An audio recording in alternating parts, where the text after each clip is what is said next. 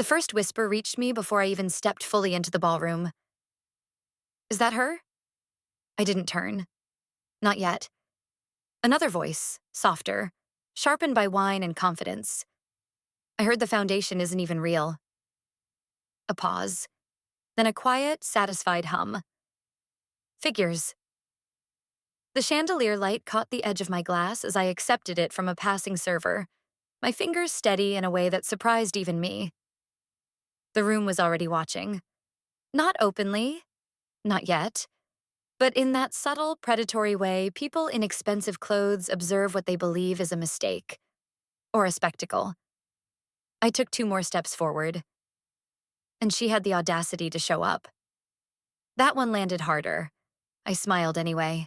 Not at them. At no one in particular. Just enough to suggest I hadn't heard a thing. But I had. Every word. And worse. I understood exactly where it had come from. 3 years earlier, I had been invisible in rooms like this. Not excluded. Not exactly. Just overlooked. I was invited, technically. My name appeared on the same embossed cards, printed in the same elegant font. But my presence never carried weight. I was always someone's +1, someone's project, or, on better nights, someone they tolerated out of obligation. Clara, right? A woman once asked me, glancing at my dress instead of my face. It's Mara, I said. Of course, she replied, already turning away. I learned early that correction wasn't power. It was friction. And friction in those circles made you disposable. The first real shift came when I stopped correcting people. The second came when I stopped explaining myself. The third came when I started building something they couldn't easily categorize. And the foundation, my foundation, was never meant to impress them. It started quietly. No gala, no press. Just a small initiative focused on educational access in underfunded urban communities. I structured it carefully, deliberately. Transparent financials, strategic partnerships. Every decision documented, every dollar accounted for. Not because I didn't trust people, because I knew they wouldn't trust me. They'll look for holes, my lawyer had said during one of our early meetings. Let them, I replied. He had studied me for a moment before nodding. Then we make sure there aren't any. And we didn't. Not a single one. But precision doesn't protect you from perception, especially not when someone decides to rewrite it. The first time I heard my name used like a rumor, it was almost laughable. She's, what do they call it? A social entrepreneur? A man said over cocktails. Self-proclaimed. Someone corrected. A quiet chuckle followed. I stood just a few feet away, unnoticed. She raised money, didn't she? A woman asked. Yes, the man said. But no one really knows where it goes. Another pause. Then, that's concerning. Concern. That word spread faster than accusation. It didn't need proof. It only needed repetition. I stayed quiet. Not because I didn't care, but because I understood something they didn't realize I knew. This wasn't about facts. It was about positioning. And someone had already decided where I belonged. Her name was Evelyn Carrington. She never said anything directly. That was her strength. Evelyn didn't deal in statements. She dealt in implications. You have to be careful these days. I once overheard her say to a small circle at a private dinner. So many new foundations popping up. A sympathetic murmur followed. Of course, I'm sure most of them mean well, she added, her voice soft, almost generous. But transparency is everything, isn't it? A nod here, a sip there. And just like that, the idea settled into the room. Not that I was dishonest, just that I might be. And in their world, possibility was enough. Evelyn had been in that circle for decades. Her family name carried weight. Her own charity events were legendary, immaculate, flawlessly executed, impossible to criticize. She never attacked. She didn't need to. She simply framed things. And once she framed you, others filled in the picture. The second time it escalated, it wasn't subtle. It was a luncheon. Smaller, more intimate. Have you audited your organization recently? A man asked me across the table, his tone polite but pointed. Yes, I said. Externally? Yes. Good, he replied, nodding as if he had expected that answer. It's just that there have been questions. From whom? He hesitated, then smiled. You know how people talk. I held his gaze. Yes, I said. I do. He didn't ask anything else, but he didn't need to. The damage wasn't in the question. It was in the fact that he felt comfortable asking it at all. But that wasn't the worst part. The worst part came quietly, predictably, efficiently. Donations slowed, not stopped. That would have been obvious. They just thinned. Emails went unanswered. Meetings were postponed. Let's reconnect next quarter. Timing isn't ideal right now. We're reviewing our philanthropic priorities. All reasonable, all polite, all final. I adjusted. Cut unnecessary expenses. Strengthened partnerships that weren't dependent on social approval. Focused on impact over visibility. I stayed quiet. Because reacting would have confirmed something they already wanted to believe. That I was unstable, defensive, untrustworthy. So I documented everything instead. Every transaction, every communication, every interaction where my credibility was subtly questioned. Not for revenge. Not yet. Just in case. They thought that was the end of it. It wasn't, because the gala invitation arrived 2 months later. The Carrington Annual Charity Gala. The event. The one everyone attended. The one Evelyn curated like a masterpiece. I stared at the invitation longer than I should have. Are you going? Daniel asked, leaning against the doorway of my office. Yes, I said. He raised an eyebrow. Even now? Especially now. He stepped inside, closing the door behind him. Mara, if this is about proving something, it's not. Then what is it? I considered the question, then set the invitation down. It's about not disappearing. He watched me for a moment, then nodded slowly. All right, he said. Then we go prepared. Preparation didn't look dramatic. There were no last-minute schemes, no sudden revelations, just a quiet review of everything I had already built. Financial records, audits, partnership agreements, impact reports. Clean, clear, unimpeachable. I don't think they'll confront you directly, Daniel said during one of our final meetings. They don't have to, I replied. No, he agreed. But if something happens, it will. He didn't argue. He just slid a slim folder across the table. Then keep this with you. I opened it briefly, then closed it. Thank you. Back in the ballroom, the whispers hadn't stopped. They had multiplied. They say she inflated her numbers. I heard the board isn't even independent. Apparently there's an investigation. Is there? I don't know, but what? A shrug. That's what people are saying. I moved through them like a ghost. Acknowledged. Not welcomed. Observed. Not engaged. And at the center of it all, Evelyn stood effortlessly composed, greeting guests with that same measured warmth. When her eyes finally met mine, she smiled. It was perfect. Mara, she said as I approached. I'm so glad you could make it. Thank you for the invitation, I replied. Her gaze lingered just a fraction longer than necessary. We almost missed each other at the last event, she said lightly. Yes, I said. I've been busy. I'm sure, she replied. Running a foundation must be demanding. There it was. Not an insult, not even a question, just a statement that carried something underneath it. It is, I said. She nodded, satisfied. Well, she said, turning slightly as another guest approached. "Enjoy the evening." And just like that, I was dismissed. Gracefully, publicly, completely. The room filled. Speeches began. Laughter rose and fell in controlled waves. And the whispers continued, softer now, but no less present. I sat at my assigned table, listening without reacting. Across from me, a woman leaned toward her companion. "Do you think she knows?" "About what?" A glance in my direction. Then a whisper too quiet to catch. A shared smile.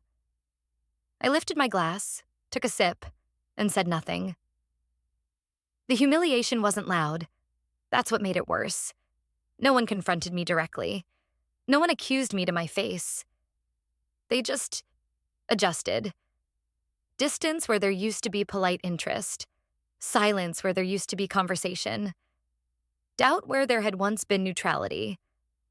And all of it orchestrated so subtly that if I protested, I would sound paranoid, which was exactly the point. By the time the host took the stage, the room had settled into that comfortable rhythm of curated generosity. "Ladies and gentlemen," he began, smiling broadly, "thank you all for being here tonight." Applause. Measured. Expected. I listened. Waited. Felt the weight of every quiet glance. Every half-finished conversation that stopped when I came near. And of course, we're honored to have so many remarkable individuals supporting causes that truly matter. Another wave of applause. And speaking of remarkable individuals, a pause. A shift. Something in the room changed. "I'd like to invite someone to say a few words." My fingers tightened slightly around my glass. Not fear. Recognition. "Mara." Silence. Not the comfortable kind. The sharp, collective intake of breath kind. I looked up. The host was smiling directly at me. "Would you join us?" For a moment, no one moved. No one spoke. Every whisper stopped. Every gaze locked in. Waiting, judging, expecting. I stood. Slowly. Carefully. And as I began to walk toward the stage, I heard it again. A whisper, barely contained. "This should be interesting." The microphone felt heavier than it should have. Not physically, not really. But there's a specific kind of weight that comes from standing in front of a room that has already decided who you are. And worse, what you are not. I adjusted it slightly, the soft feedback humming through the speakers before settling. No one spoke. No glasses clinked. Even the servers had paused somewhere along the perimeter, caught in the same suspended moment as everyone else. I let the silence stretch. Not dramatically. Just long enough. "Good evening," I said. My voice didn't tremble. That surprised me even then. A few polite nods. A handful of forced smiles. Evelyn stood near the front, one hand resting lightly against the back of a chair, her expression attentive, almost encouraging. If someone had walked in at that moment without context, they would have thought she supported me. That was part of her brilliance. "I wasn't expecting to speak tonight," I continued. "But I suppose that's fitting." A soft ripple moved through the room. Not quite laughter. Not quite discomfort.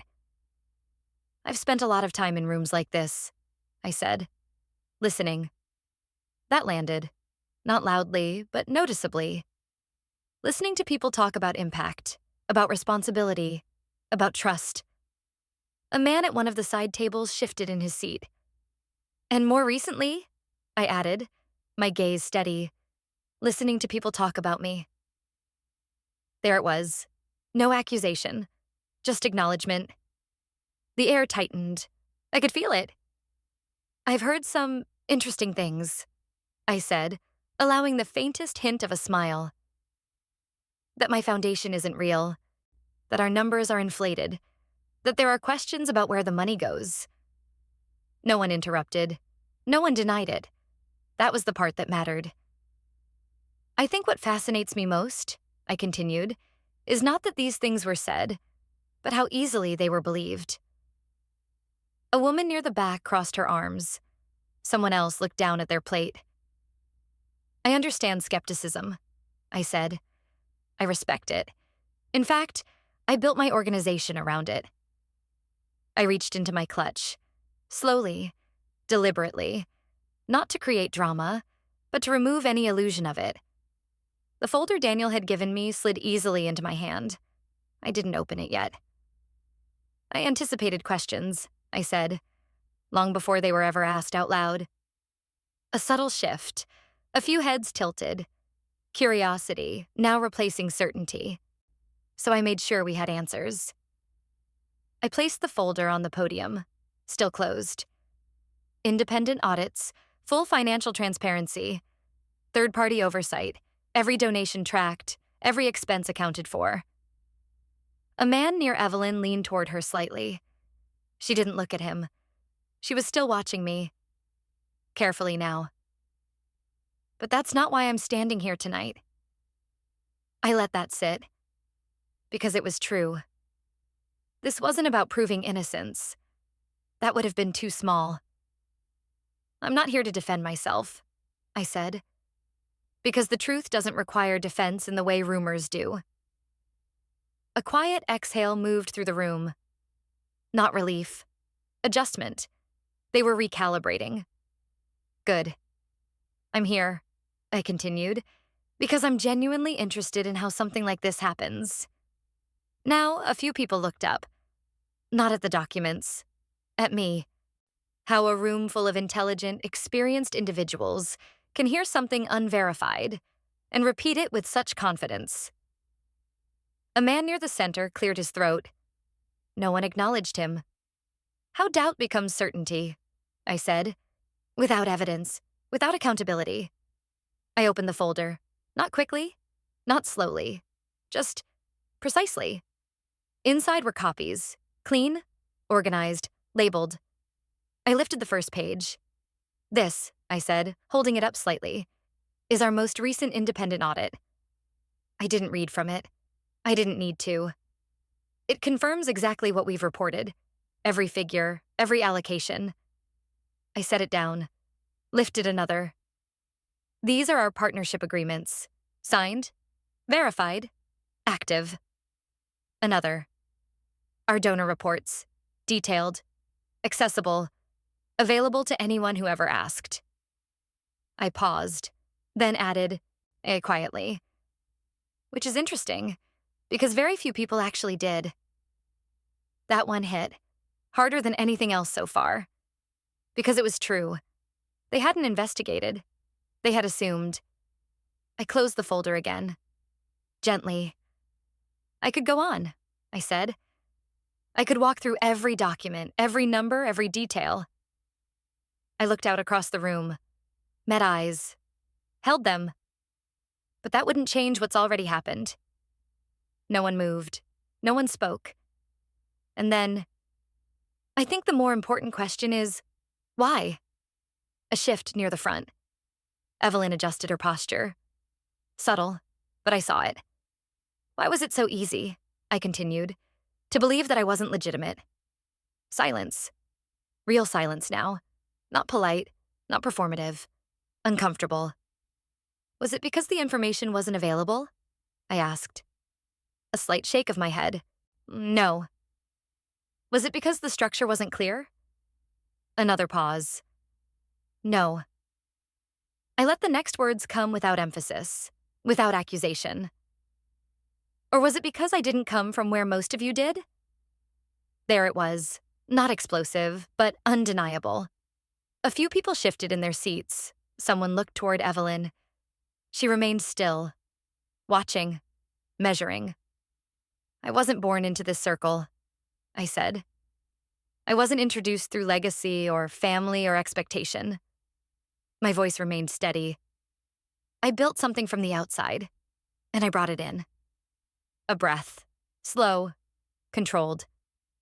And for some reason, that made it easier to question. I stepped back slightly from the podium, not retreating, just creating space. I don't think most of you intended harm, I said. I really don't. That softened them, just enough. I think you trusted the wrong signals. A glance. Deliberate now. Not at the crowd. At her. Evelyn. It was brief, but it was enough. I think you listened to the right people, without asking the right questions. The room felt different now. Not hostile. Not supportive. Aware. And then I reached into the folder again, but this time I didn't pull out financial documents. I pulled out something thinner, simpler, a printed email. I said earlier that I anticipated questions. I said. A quiet tension returned. Because I did. I held the page up slightly. Not just about my organization, but about where those questions were coming from. A pause. Long enough. I believe in documentation, I added. And then I read. It's not about proving anything. It's about planting doubt. Once people start asking questions, she won't survive the scrutiny. A ripple. Sharp. Immediate. That, I said calmly, was sent 6 months ago. No names, not yet, but the room had already begun to shift. They thought that was the end of it. I lowered the paper slightly. They thought if enough people repeated the same uncertainty, it would become reality. Another pause. And then, they were wrong. I looked up, directly at Evelyn. This time, I didn't look away. Her expression hadn't broken, but something underneath it had. Barely. Just enough. I understand influence, I said quietly. I understand how conversations shape perception. I took a step forward again, back into the center of the light. But influence works both ways. The room was completely still now.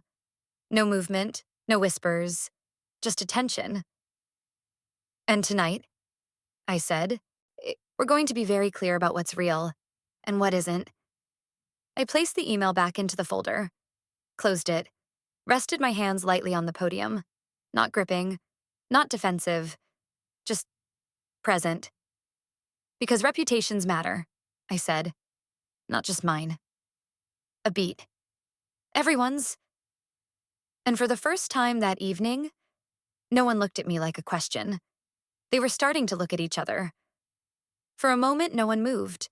Not the host, not the donors, not even the servers lingering at the edges of the room. It was as if the entire ballroom had been forced into a kind of stillness it wasn't designed for.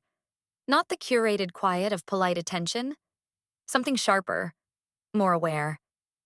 I let that moment breathe. Then I spoke again. I didn't come here tonight to dismantle anyone, I said. A few people shifted, subtly, but enough. I came because I was invited into a room that had already made a decision about me, without ever speaking to me directly. My voice stayed even, measured. But now we are speaking. I turned one page inside the folder, not to read from it, just to acknowledge its presence. There's something important about rumors, I continued. They don't start fully formed. They begin as suggestions, questions, small, reasonable doubts. A quiet nod from someone near the back. In isolation, they don't mean much. I looked up. But in the right hands, they compound. The word hung there. Compound.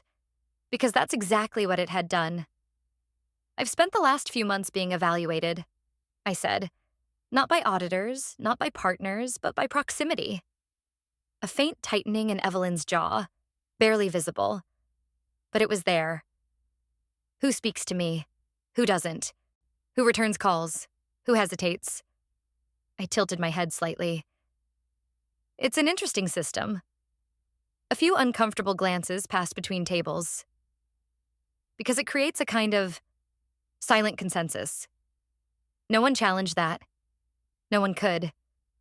And once that consensus forms, I added, it doesn't need evidence anymore. The room absorbed that quietly. Then I shifted, just slightly. Not in tone, in direction. I'm not the first person this has happened to, I said, And I won't be the last. That broadened it, made it bigger than me, which mattered. But I might be one of the few who prepared for it. That landed differently. Sharper, intentional. I reached into the folder again. This time, I didn't take out documents. I took out my phone, unlocked it, set it gently on the podium, screen facing me. I don't record conversations, I said calmly. Not as a habit. A few brows furrowed. But when patterns start to form, I pay attention. I tapped the screen once. A soft audio file opened. I didn't press play yet. I wasn't sure I'd need this, I added. That was true. Even now, I wasn't certain this was the moment. But the room had already crossed a threshold. There was no returning to polite distance, only forward. I looked out again, met their eyes. I'm going to play something, I said. A ripple, quiet, contained. Not to embarrass anyone, I continued, but to clarify something that's been left deliberately unclear. My finger hovered over the screen. Then, I pressed play. At first, it was just ambient noise.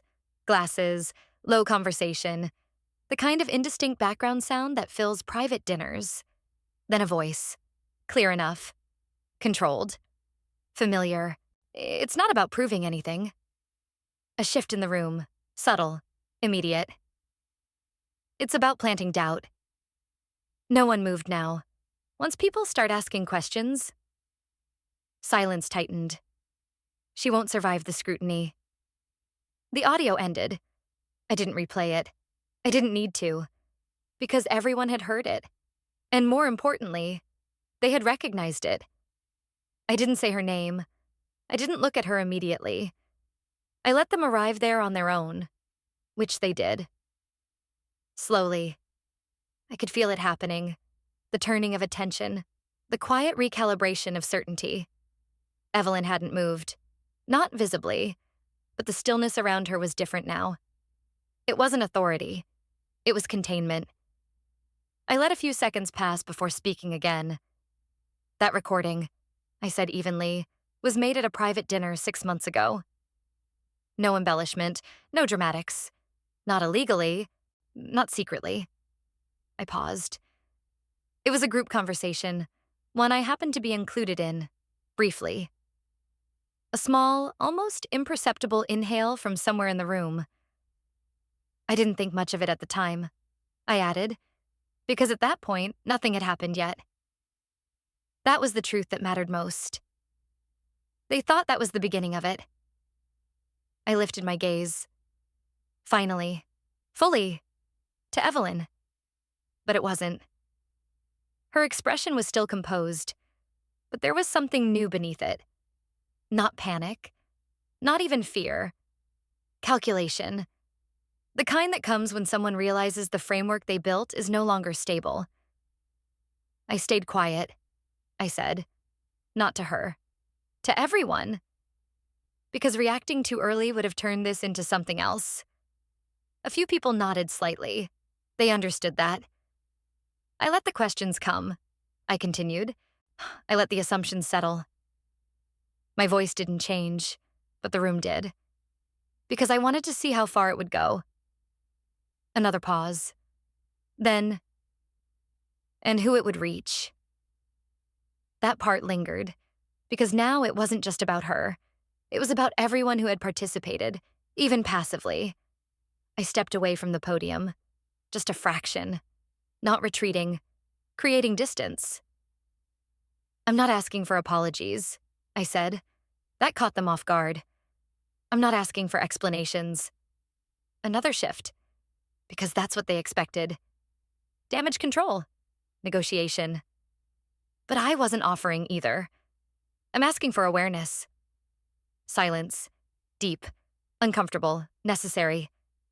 Because what happened here didn't require evidence, I said. It required trust. A glance across the room. Slow. Deliberate. And that trust was misplaced. No one argued. No one could. I turned back to the podium, resting my fingertips lightly against its edge. grounded, calm. This room is filled with people who believe they support meaningful work, I said. A few eyes dropped. But meaningful work isn't just about writing checks, I added. It's about where you place your confidence. That landed harder than anything else, because it reframed everything, not as a mistake, but as a choice. And tonight, I said quietly, that choice became very visible. I picked up the folder, closed it fully. No more documents, no more evidence. It was already done. I don't need to prove my foundation is real, I said. It's been real every day it's existed. A beat. I just needed to make something else real too. I let that sit, then stepped back, away from the microphone. The host didn't move immediately. He seemed unsure, which in a room like this was rare. Finally, he approached slowly, clearing his throat. "Thank you, Mara," he said. His voice was careful now, measured in a different way. "Thank you for your transparency." I nodded slightly. Nothing more. No smile, no acknowledgement beyond that. And then I walked off the stage. The room didn't return to normal, not immediately. There was no instant chatter, no easy laughter, just quiet, processing, reassessment. I could feel it as I moved back toward my table. Eyes followed, but differently now. Not with suspicion, not with dismissal, with something closer to recognition, or perhaps discomfort. Daniel met me halfway. "You didn't tell me about the recording," he said quietly. "I wasn't sure I'd use it," I replied. He studied my face, then nodded once. "Well," he said, "you didn't just use it." I exhaled slowly. "No," I said, "I didn't." Across the room, conversations had started again, but softer, more contained, more cautious. Evelyn was no longer the center of effortless gravity she had been earlier. People still stood near her. But the energy had shifted. Less certainty, more distance. I didn't approach her. I didn't need to. Because the shift wasn't in confrontation. It was in perception. And that was always where this had lived. "You could have named her," Daniel said after a moment. "I could have," I agreed. "Why didn't you?" I glanced across the room again, watched as someone spoke to Evelyn in a tone that was just slightly less warm than before. Because that was how it worked here. Not explosions. Adjustments. "Because I don't need to," I said. He followed my gaze, then nodded slowly. "Right," he said. "They already know."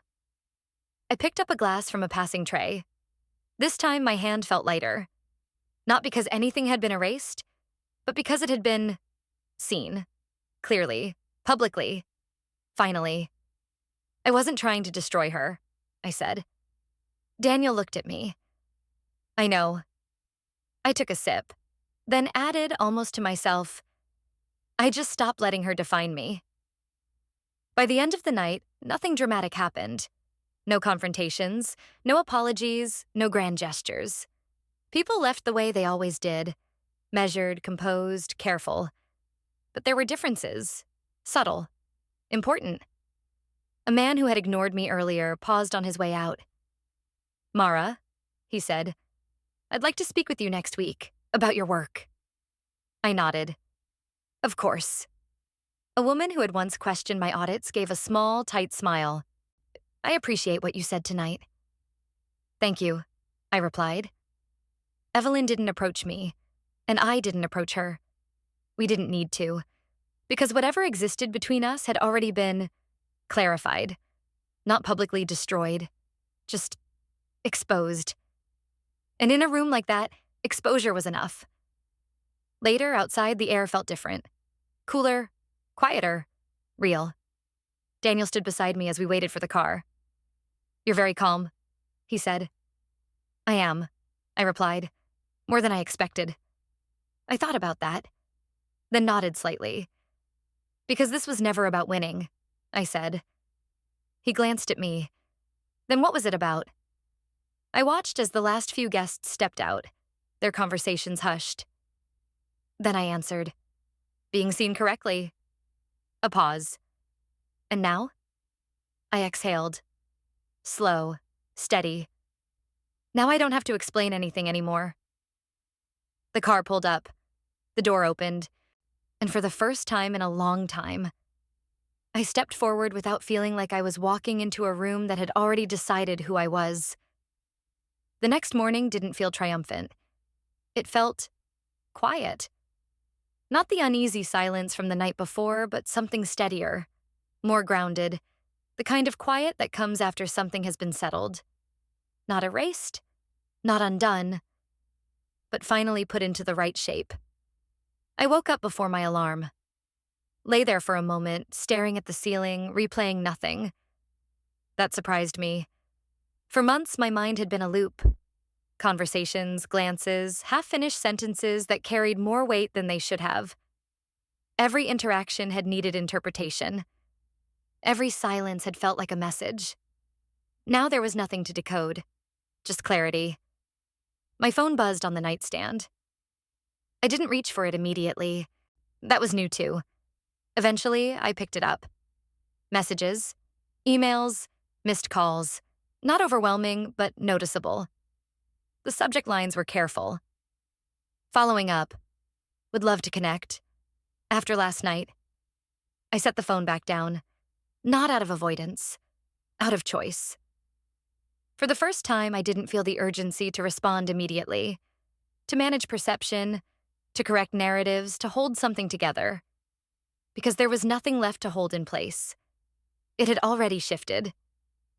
By midday, the world had begun to reorganize itself, not dramatically, subtly, which I had learned was how real change happened in those circles. Daniel sat across from me in my office, scrolling through his tablet. They're being very deliberate, he said. In what way? He turned the screen slightly toward me. Emails, invitations, requests for meetings. Tone, he said. Language. It's all recalibrated. I glanced at one message. We'd like to better understand the structure of your foundation. I almost smiled. They could have understood at any time, I said. I know, Daniel replied. But now they want to be seen understanding it. That was the difference. Before, their distance had been quiet. Now their interest was careful, measured, visible. I leaned back slightly. And Evelyn? He paused, then exhaled softly. She's maintaining composure. Of course she was. That won't change, I said. No, he agreed, but the room around her has. I didn't ask for details. I didn't need them, because I understood how this worked. Influence wasn't removed overnight. It thinned. Gradually, almost invisibly, until one day it simply wasn't what it used to be. The first meeting I accepted was 3 days later. A small group. Private. No press. No announcements, just conversation. Which was exactly how things had started before. Except now, the energy was different. Respectful. But also cautious. I want to start by saying, one of them began, that I regret not reaching out sooner. I met his gaze. Thank you, I said. Not dismissive, not overly warm, just acknowledged. We heard things, another added, and we didn't question them as much as we should have. I nodded once. That happens, I replied. There was a brief pause. They were waiting, for more perhaps, for forgiveness, for reassurance. I didn't offer either, not because I was holding on to resentment, but because that wasn't the point. We're interested in supporting your work, the first man said. I leaned forward slightly. Then support the work, I said. Simple, clear, uncomplicated. No conditions, no emotional negotiation. And for a moment, they looked almost relieved. Because I hadn't made it personal, even though it had been. Evelyn reached out a week later. Not directly. Of course not. It came through an assistant, a brief message. Mrs. Carrington would appreciate the opportunity to speak with you privately. I read it once, then again. Daniel watched me from across the room. What are you thinking? He asked. I set the phone down. I'm thinking she's not used to being on the other side of uncertainty, I said. Will you meet her? I considered that. Not emotionally, strategically. Then I shook my head. No. He raised an eyebrow slightly. No? No, I repeated.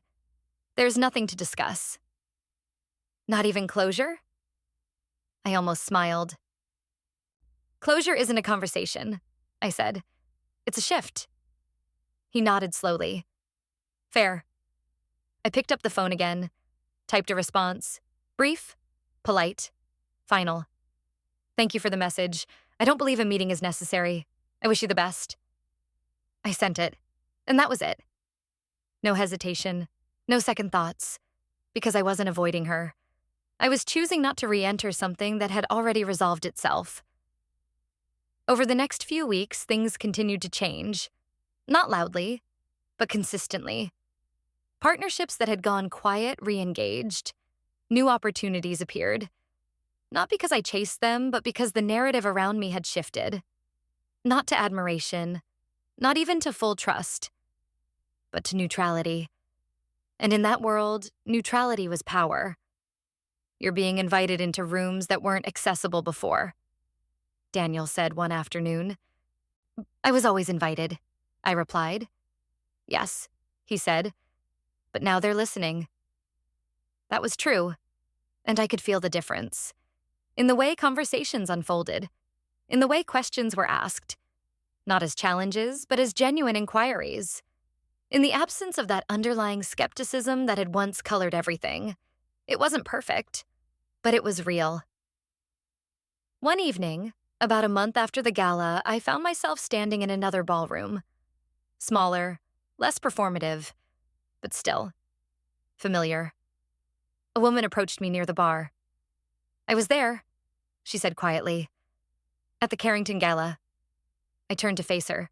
She wasn't someone I recognized. I wanted to say something that night, she continued. But I didn't.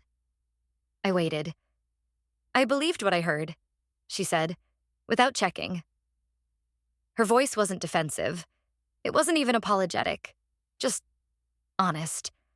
I appreciate you telling me that, I said. She nodded, then hesitated. Can I ask you something? Of course. She glanced around briefly, then back at me. How did you stay so calm? I thought about that for a moment. Not because I didn't know the answer, but because I wanted to say it clearly. I wasn't calm, I said. Not at first. She waited. I just didn't react immediately, I added. Why? I held her gaze. Because reacting would have made it about emotion, I said. And it wasn't. She frowned slightly. Then what was it about? I took a small breath. Control, I said. Not over them. A pause. Over how I showed up.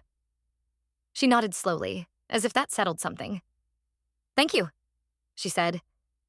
Then she stepped away. And I realized something in that moment, that the story had already moved beyond me. It wasn't just about what had happened. It was about what people had seen, what they had learned, even if they never said it out loud. I never spoke about that night publicly. No interviews, no statements, no clarifications, because I didn't need to. The room had been enough. The silence after had been enough, and the shift that followed, that had been the real outcome. Not revenge, not vindication, just correction. Months later, I received an updated report from one of our partner organizations. New schools funded, expanded programs, more students reached, real impact. I sat at my desk reviewing the numbers, not for validation, just to see.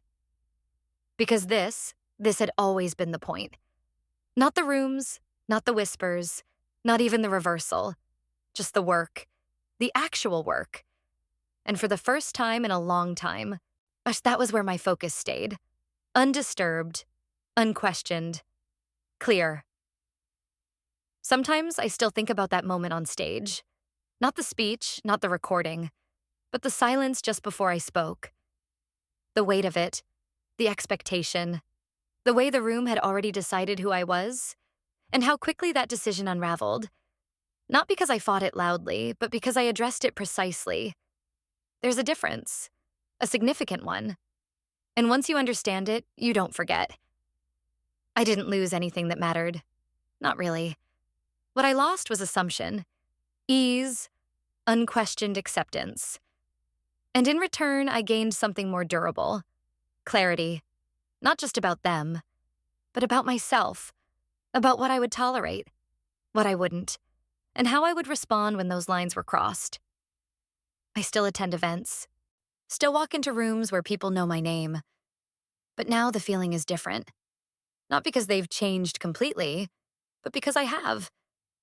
There's no quiet anticipation of judgment. No underlying need to prove anything. Just presence. Steady. Uncomplicated. Mine. And every once in a while, I hear it again. A whisper, a glance, a question asked just slightly too carefully. Old habits don't disappear entirely, but now they don't linger, because I know something I didn't before. That reputation isn't built in rooms like that. It's revealed there. And once it's revealed clearly enough, there's nothing left for anyone else to define. A few months later, Evelyn's name came up again. Not in a whisper, in a conversation. That was the difference. I was seated across from a small group after a private briefing. Nothing extravagant. Just a quiet dinner following a funding review. The tone was focused, practical. Numbers, projections, measurable outcomes. The kind of conversations I preferred. Someone mentioned her foundation in passing. Carrington's numbers have been inconsistent lately, a man said carefully. No one reacted immediately. Not out of fear, out of restraint. She's restructuring, another added. A neutral explanation, a polite one. But something about the way it was said felt incomplete. I didn't speak. I didn't need to. Because for the first time, her name didn't carry automatic authority in the room. It carried consideration. That was new. And it wasn't because I had dismantled her. It was because the certainty around her had cracked. And once certainty cracks, everything gets reevaluated. Even things that had nothing to do with me. I never followed what happened to her closely. Not out of indifference, out of discipline. There's a kind of temptation that comes after moments like that. To monitor, to track, to measure the outcome of what you set in motion. But that would have pulled me back into something I had already stepped out of. So I didn't ask, didn't check, didn't engage. If her world shifted, it shifted. If it didn't, that was fine too. Because my story was no longer tied to hers. Daniel noticed it before I said anything. "You've stopped looking over your shoulder," he said one afternoon. We were reviewing quarterly reports. Clean, steady growth, nothing dramatic. "I didn't realize I was," I replied. "You were," he said. Not obviously, but consistently. I considered that, then nodded slightly. "I think I was waiting for something to resurface," I said. "And now?" I closed the file in front of me.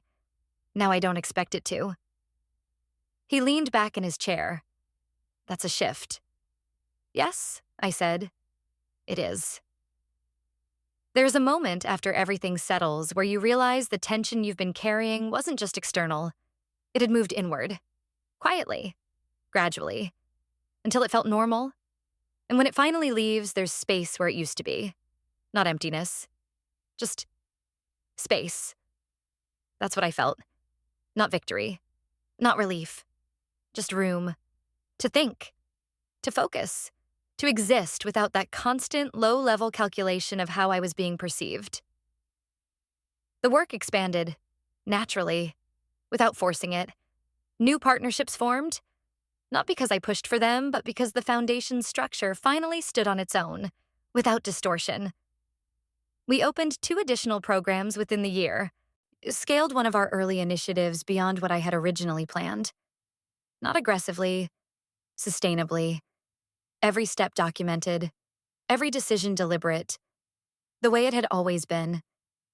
The difference now was that no one questioned the process before understanding it, and that made everything smoother, cleaner, more efficient. One evening I was invited to speak again, not at a gala, not in a ballroom, at a small closed-door gathering of advisors and donors, people who were genuinely involved in the work, not just the optics of it. The setting was simpler. No chandeliers, no formal stage, just a long table, quiet lighting, focused attention. I almost declined. Not because I was avoiding it, because I didn't feel the need to explain anything anymore. But something about the invitation felt different, so I accepted. When I stood to speak, the room didn't carry the same tension as before. No underlying judgment, no preformed narrative, just attention. Real attention. "I've been asked to talk about growth," I said. A few nods. "But I think what matters more is stability." That shifted the room slightly. "Growth is visible," I continued. "It's measurable. It's easy to point to." I paused. "Stability is quieter." A few people leaned in. "It's the systems you build when no one is watching," I said. "The decisions you make when there's no pressure to perform." No one interrupted. No one whispered. "Because eventually," I added, "you will be tested." I didn't elaborate. I didn't need to. "And when that happens," I said, "you won't have time to build integrity. You'll only have time to reveal it."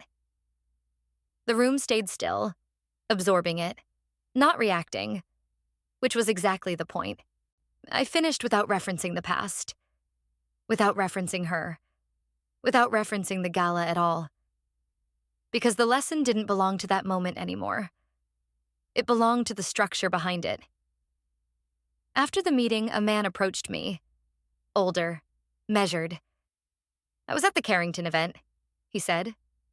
I met his gaze. "I remember?" I replied. He nodded. "I've been in rooms like that for a long time," he said. "Long enough to know how narratives are shaped." I waited. "What you did," he continued, "wasn't just a response." A pause. It was a correction. I didn't answer immediately. Then I said quietly, "It needed to be." He studied me for a moment, then nodded once. "Yes," he said. "It did." I drove home that night without turning on the radio. No noise, no distraction, just the steady rhythm of the road. And for a moment, I let myself revisit it. Not the details, not the dialogue, but the feeling.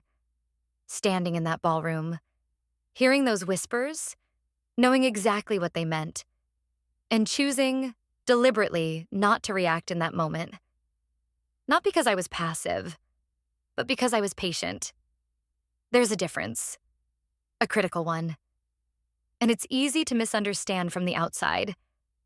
People often think silence is weakness, that if you don't respond immediately, you've accepted something. But silence, when it's chosen strategically, isn't absence. It's positioning. It creates space. And in that space, you decide how and when you speak.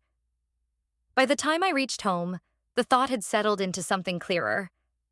This had never been about revenge. Not really. Revenge implies a kind of emotional attachment, a need to balance something, to return harm with harm. That's not what this was. This was alignment. Correcting something that had been distorted. Not for them. For myself. So that when I walked into a room, I wasn't carrying their version of me. I was standing in my own. I didn't think about Evelyn again for a long time after that. Not intentionally. She just faded from relevance. Not erased, not defeated, just no longer central to anything I was doing. And that, more than anything else, told me the shift was complete. Because true closure isn't when the other person disappears. It's when they stop occupying space in your decisions. There are still rooms. There are always rooms. Different names, different faces, same dynamics sometimes. But I move through them differently now. Not guarded, not defensive, just aware and grounded in something that doesn't depend on their perception. If there's one thing I've learned, it's this. You can't control what people say about you in private. You can't stop the whispers. You can't prevent someone from deciding who you are without asking. But you can control what happens when those whispers reach the surface. You can decide whether to react or to respond, whether to chase the narrative or to redefine it. And if you do it clearly enough, not loudly, not emotionally, just precisely, the room will adjust, not because you forced it to, but because it has no other choice. That night at the gala didn't change who I was. It revealed it. And once that happens, there's nothing left to prove, only things left to build. And that's where I am now. Not looking back, not correcting anything else, just moving forward. Without needing permission to be seen the way I already am.